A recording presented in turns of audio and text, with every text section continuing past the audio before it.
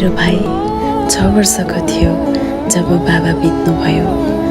भुइँमा बाबाको शव देखेर दिदी बाबा किन नउठ्नु भएको भन्दै मलाई प्रश्न गर्यो। अनि म निशब्द भएँ। तिम्रो त्यो त्रासित मन, माया लाग्दो आँखा अनि ती आँखामा रहेको धेरै प्रश्नहरू देखेर म निशब्द नै थिएँ। भाइ, मैले के भन्ने?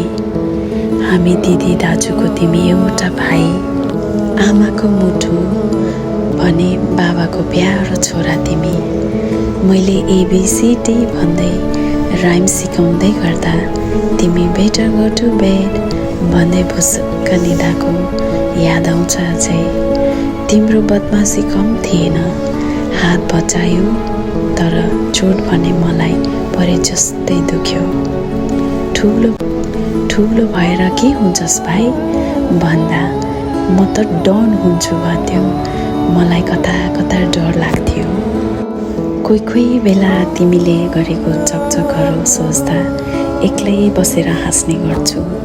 तिमी समय सँगसँगै ठुलो हुँदै गयो, मेरो चिन्ता पनि अझै बढ्दै गयो। बेलैमा घरमा नआउँदा म एक्लै पर्खिबस्थेँ। चिन्ता लाग्थ्यो। जब घर आउँथ्यौ हामी दिदीभाइसँगै बसेर खाना खान्थ्यौँ। तिम्रो कहिलेकाहीँ स्कुलबाट कम्प्लेन आउँदा म रुएर तिमीलाई सम्झाउने गर्थेँ भने तिमी भयो अब गर्दिन सरी भन्दै म सँगै रुन्थ्यौ। अनि आमाले कहिलेकाहीँ तैँले त रुएर नै सुधार्ने भइस भाइलाई भन्नुहुन्थ्यो। तिमी ज्ञानी भएको कसलाई मन पर्दैन थियो र, होइन?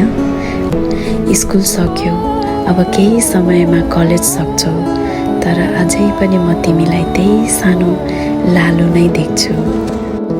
हुन त तिमी मेरो रगतको नाताले सानो भाइ हो, तर तिमी मेरो छोराभन्दा कम होइनौ। कहिलेकाहीँ सोच्छु दुःख लाग्छ बाबाको काँध पाएनौ तिमीले, तर आमाको माया अनि दिदी दाजुहरूको साथ पाएको छौ। जिन्दगीको यात्रामा कहिले घाम पानी पर्न सक्छ। हरेस खाएर पछि नहट्नु, बरु एकछिन ओत लाग्नु, शीतल छाउमा बस्नु अनि फेरि आफ्नो यात्रा सुरु गर्नु। तिम्रो आफ्नो सपना पुरा गर्नु, हामी हुँदाहुँदै आफूलाई एक्लो नसोच्नु, आफूभन्दा ठुलोलाई आदर गर्नु अनि सानोलाई माया।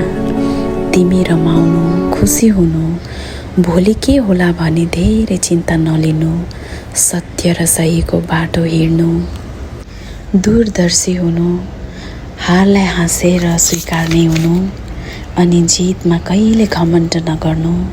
एउटा सफल व्यक्तिभन्दा असल व्यक्ति हुने कोसिस गर्नु, ज्ञानी हुनु।